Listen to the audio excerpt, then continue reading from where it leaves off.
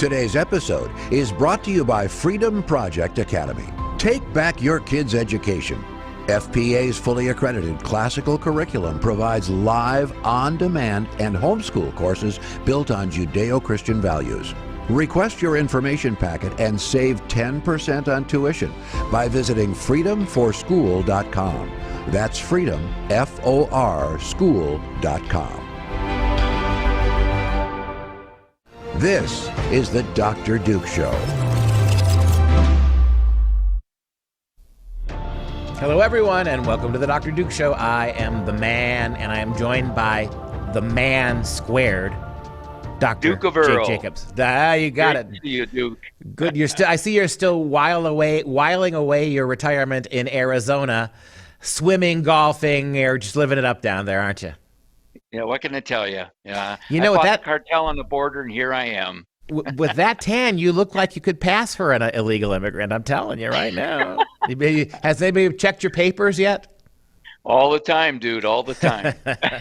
Well, we have more stupidity from academia, and this is really grade A stupidity. We have a University of Pittsburgh professor basically saying the following: anthropologists can't tell the difference between men and women. And what he basically argues, a University of Pittsburgh sociocultural anthropologist told an audience at a recent Leadership Institute event that no, if he were to examine human bones a century from now, he wouldn't be able to tell if they were from a man or a woman. Now, we can decide whether dinosaur bones are male or female if we have enough of the skeleton. And what about the forensics guys at the FBI? I mean, aren't they able to determine a skeleton, whether it's male or female? And the answer is, of course they can. So what is this dude talking about? Well, dude, no. He has a PhD, Duke, and therefore he's an expert. Have you been to an archaeological dig? Have you been to archaeological sites? He is the expert. You know what's absolutely bizarre about this is it's interesting because you said he was a social anthropologist. That's the key word. Yep. That's the key word. This is social engineering that perverts the reality of sexual identification, male and female. And in essence, what it does, it uses the word gender to stretch into the world of make-believe. That's exactly what's going on here. And this social anthropologist has to deny and lie about the empirical, historical evidence of the differences between men and women. Now, what you're seeing is the social studies, social sciences, what one of my professors used to call the pseudosciences, you know, like statistics, which are only as good as garbage in, garbage out, right? Anthropology, it's not a hard science, and nor is sociology. These organizations, these pseudosciences, anthropology, sociology, communications, psychology to a certain degree, and especially anthropology, what we're getting from them is social justice warriors working to undermine actual science in the name of their fake socialistic science. And so his basic argument for why he would not be, this is an anthropologist, would not be able to determine the sex of a skeleton is, quote, I have a PhD, unquote. In other words, don't argue with me. I have a squishy PhD from some stupid cultural anthropology college department, and that makes me an expert, and you're not. How about that, Jake? But Jake, you have a PhD, so I have a PhD. So are we allowed to talk to this clown? Yours is in theology, is that right? Early American history, but emphasis was on Judeo-Christian foundation of the nation, yes. And mine is Shakespeare and Renaissance literature. Are we allowed to talk to the august anthropology professor? Because I could point a couple things out to him. Dear Gabby Yearwood, and you can see Gabby here. There's Gabby Yearwood, right? There's our African-American socially cultural anthropologist. And let's read his bio for a second, okay? Gabby M.H. Yearwood is a senior lecturer in the Department of Anthropology and managing faculty director for the Center for Civil Rights and Racial Justice in the law school at the University of Pittsburgh. So he's a lawyer and he's an activist. He is a social cultural anthropologist earning his PhD from the University of Texas at Austin. There's a conservative place for you. In anthropology, focusing in Black diaspora studies. There you go. Oh, and masculinity. His research interests include the social constructions of race and racism, masculinity, gender, sex, Black feminist and Black queer theory, anthropology of sport, and Black diaspora. So where do you see in all of that stuff actual scientific anthropology? This is a guy who's never had a brush, never been at a dig. And I know you're champing at the gate here to jump. Can I point out something else? You can absolutely determine comparatively between a male skeleton and a female one. Wider hips, smaller heads, lots of things. But you know what you can't determine from somebody's bones? Their race. This is a race baiting professor for whom everything is Black this, Black that, Black identity, Black this, how Black everything is completely different from everything else. And you know the irony? If he had said, you can't tell somebody's race from their skeleton, that would be heralded as truth. A reason why we shouldn't carve out special niches for people of different colors. But no, he uses that stupidity to argue that gender and biological sex can't be determined from the skeleton. You know, Duke, when you went into his bio, it really explained all you needed to know about this individual and his worldview. Black diaspora, social construction. And later on, he talks about how anthropology's purpose is to create equitable understanding, and social justice. Are you kidding me? We're talking about bones of men and women, but in this bizarre postmodern world of anything goes, they create a gender falsification of reality. And that's what this country, that's what education is dealing with. These are the men, these are the PhDs that's piled high and deep. It's nothing but a bunch of balderdash that is poisoning the minds of our youth. Well, they are so clearly by his words, his bio, by his statements here. He is a social justice warrior. He's a race-baiting academic who has conquered anthropology in the same way the progressive left has corrupted and conquered the entire humanities programs, from English to history to art to philosophy, all in the back pocket of social justice agitators. Now the social studies, sciences have been gone as well. And again, you can see what he's doing here. He's coming after now the hard sciences. Even forensic science is meaningless according to his gender erasing philosophy. Okay, and wasn't this precipitated by Riley Gaines, this swimmer from University of Kentucky, who actually brought the empirical anthropological evidence to this school? And that's when everybody laughed at this idiot professor, right? When he yelled out, have you been to archaeological sites? Do you have the expertise that I do? Do you have a PhD? Do we have, by any chance, any film clip of that? Sure, go ahead, Mike. You being an anthropologist, which anthropology is the study of human civilization, human, biological and social. So if you were to dig up a human, two humans, and 100 years from now, both man and woman, could you tell the difference? Strictly off of bones. Yeah, because there's a wide range. Well, first of all, this is a dangerous clip because it's a professor lecturing a young girl who's an activist by force, not by choice. She's doing this because she has to look out for her sport, for women's rights. He's a glib professor, at least twice her age. So this idea, but you would think the professor would be able better to argue his point without having to say, I'm a professor. And he's wrong. He's absolutely wrong about what he's saying. But the whole audience explodes in laughter, an academic audience, because, boy, he got the better of Riley Gaines. Boy, this is hysterical. You can't look at a skeleton. Is the entire academic community stupid? Because they would have to, wouldn't they, to believe this? Yeah, argument by expertise or credentials is absolutely absurd. Look, Duke, you and I, we worked hard to get our credentials, to get our degrees.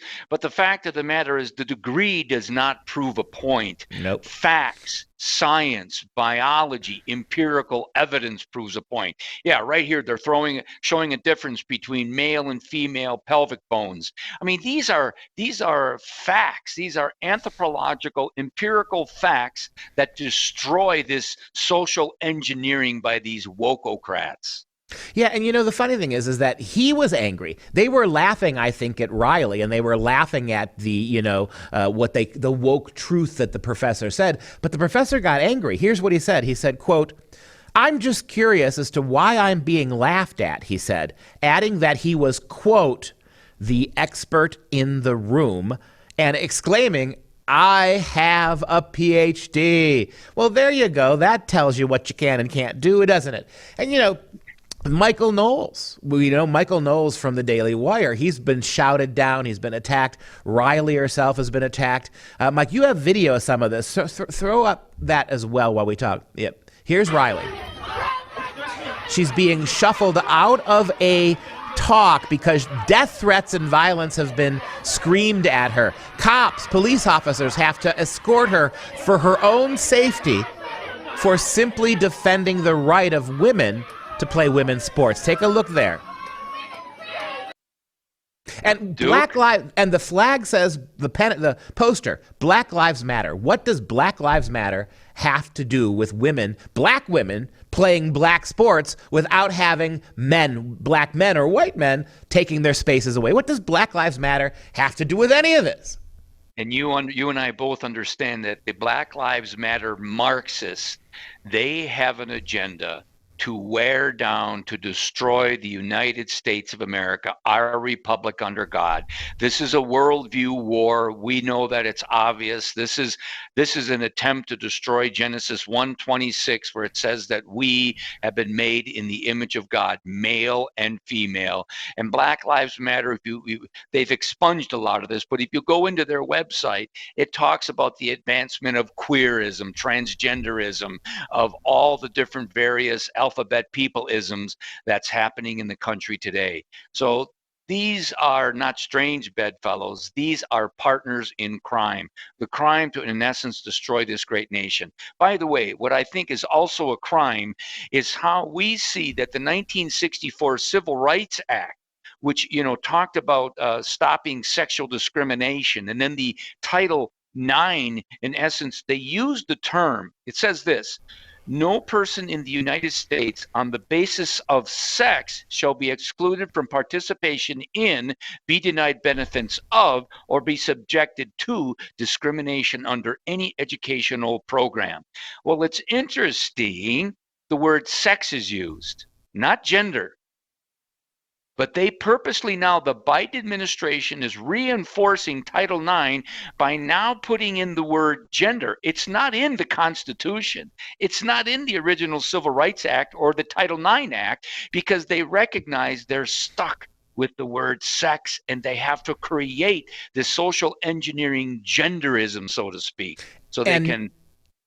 And note as well that there's no vote there, right? This is not the American people rising up and voting this change to constitutional order or even to Title IX. No, this is just a president with a pen adding words with a little caret, right, with his little ink pen, adding gender here, and then threatening the full power of the United States government to persecute you if you don't believe in their fairy tale fantasy realities. This is part of the problem. But you go back to what happened here. I want to emphasize again how simply in this culture, Riley Gaines felt it. I showed you the clip, how she's being attacked by this professor. I'm an anthropologist, and I can tell you right now that you can't tell biological sex based on skeletons. A lie. Well, I mentioned at Daily Wire as well, Michael Knowles. He's renowned for giving talks calling out the transgender extremism. Here's another example. This is Knowles unfazed as they're trying to take him off campus.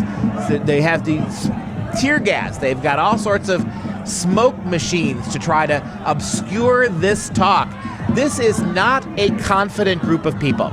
This is this cowardly LGBTQ. What they're about is silencing dissent, not arguing with it. And I go back to our professor. He didn't make a single argument why his worldview, his beliefs are somehow better. He didn't make a case why men should be allowed to play women's sports. He just rambled on incoherently and incorrectly about skeletons. I go back to what I said at the beginning of this take.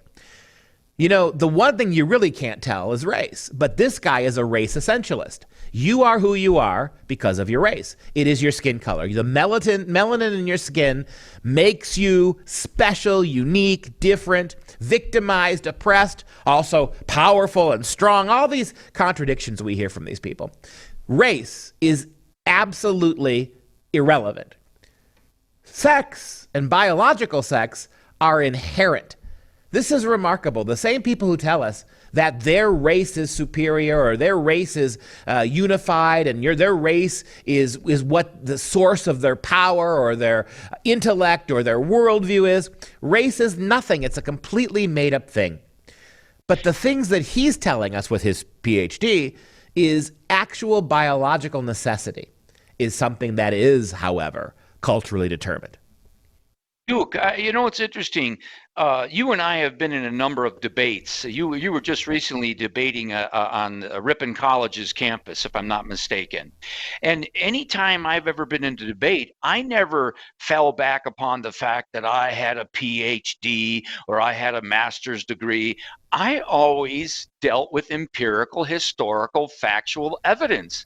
I never relied upon the piece of paper. You and I both know that you can have a brilliant IQ and have a PhD. You can have 100 PhDs, but you can be dead bad wrong.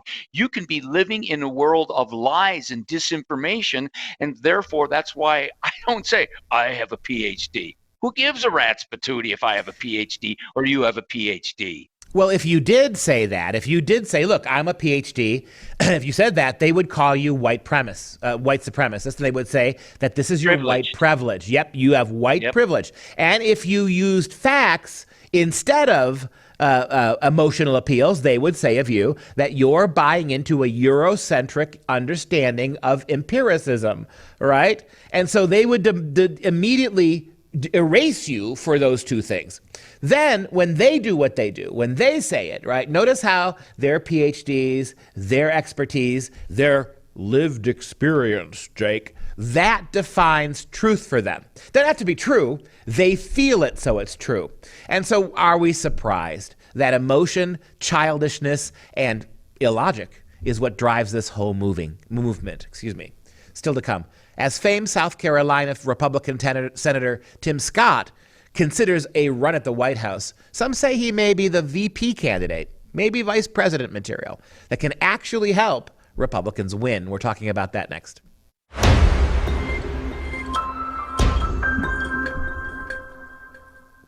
This is another Jacob selection. We've got an interesting situation with Tim Scott. And tell me, what drew your attention to this story, and what would you like to say about it? Well, originally, Duke, I don't think a lot of people understand that after the Civil War, they had the 13th, 14th, and 15th Amendments, which are called the Republican Amendments, because in essence, they were dealing with democratic, systemic, institutionalized slavery and racism. 13th Amendment, ending slavery. 14th Amendment, civil rights for black males, which the Democrats have perverted. 15th Amendment, of course, the right for black males to vote. And the whole point is, in this time frame, these amendments allowed Americans who were black to actually get elected in the Senate, in the House, in state legislatures, up to 1,500 black Americans in Mississippi, Alabama, South Carolina. And Tim Scott was the first black senator to be elected. And remember, South Carolina is from John C. Calhoun, that white supremacist, Democrat white supremacist, he who defended slavery back in the day. But the point is, Tim Scott was the first black American elected in South Carolina, going back to the Republicans of the 1870s. And one final note. The KKK was considered to be a military extension of the Democratic Party. Why? Because they were created to intimidate Republicans who were both black and white. Many white Republicans were beaten, were lynched, were murdered by the Democratic KKK, and this is rarely taught in our schools today. Yes, but you know what I always hear from my students, my colleagues by the left? Well, you know, Pesta, the Democrats of then are now the Republicans today, right? Those hateful Democrats, way back before the invention of the wheel, they might have called themselves Democrats, but they're really Republicans. And today they would be, the Republican Party would be doing that, even though this is the emotional nonsense that you get from these people. It really is pretty stunningly stupid. But let's give Mr. Scott a chance to tell us what he would do as vice president or president if he won. Joe Biden and the radical left have chosen a culture of grievance over greatness. They're promoting victimhood instead of personal responsibility, and they're indoctrinating our children to believe we live in an evil country. And all too often, when they get called out for their failures, they weaponize race to divide us, to hold on to their power. When I fought back against their liberal agenda, they called me a prop, a token, because I disrupt their narrative. I threaten their control. God bless our United States of America, and God bless you. And before I turn it over to you, may I quote for you Joe Biden? If you don't vote for me, y'all ain't black. Yes, yes. That was, by the way, I haven't seen that commercial. That was fantastic. It was spot on. Look, Larry Elder, as you know, runs for governor of California. Alan West runs for governor of Texas. And you got people like the brilliant mind, Thomas Sowell, Ben Carson, right, in Trump's cabinet, Bob Woodson, the creator of 1776 Unites. They all were Americans who happened to be black. They love this country. They are pro-life Christians. They have traditional values, and therefore the leftists, these loving leftists, call them the black faces of white supremacy. They have to destroy, they have to segregate, they have to discriminate, they have to attack us. Saul Alinsky, black conservative Christian candidates, because they know they would in essence represent what you and I have been talking about throughout our careers. Yeah, and Clarence Thomas and Condoleezza Rice and Candace Owens. You can go down Carol and Swain. down. Yeah, you could Carol Swain. You can go down and down the list. The one thing we've said many times on this show, the one thing hated more than a white Republican is a black Republican. For all the grief that being white and being conservative brings you in certain outlets, certainly at our university and teaching positions, certainly in law school, certainly all across Hollywood, that's a problem. The worst thing is to be black and to have those views. White people suddenly get to call you the N-word. White cartoonists get to draw you in horribly racist ways. Notice how when you're a black conservative, even white liberals can be racist towards you. That's the calculus of the progressive left today. I'll give you the last words. Duke, you know what's ironic about this too is they always call black Christian conservatives Uncle Toms. And if anybody has read the classic work, Uncle Tom, he was a good man. He was a good Christian man. He loved Jesus Christ. It's an incredible story of redemption. That book was #2 selling book besides the Bible. And remember when Lincoln met the author, he said, there's a little old lady who started the Civil War. And so the whole point is they don't even know their history. They don't even know the book. This is how discombobulated and confused they are. Yeah, it is. It's tragic. Again, if the left read books from significant people in the past, they'd probably be a lot smarter. They don't. They see those books as racist, and they move on to their Ibrahim. I can never say his name. Kendi. Ibrahim Kendi. I can't. Kendi, yeah. It's one of those words I just, for whatever reason, can't pronounce it. Anyway, you know who I'm talking about. And that's going to wrap up the show. If you have any questions, comments, or you want to support this show, Jake would be very grateful if you were to send a nice big check. Right, Jake? Simply visit drdukeshow.com. For all of us here. All right. Hey, maybe if you send in a check, we'll get Jake back here from his holiday. For all of us at the Dr. Duke Show. We have amen. Thanks for watching. We'll see you next time.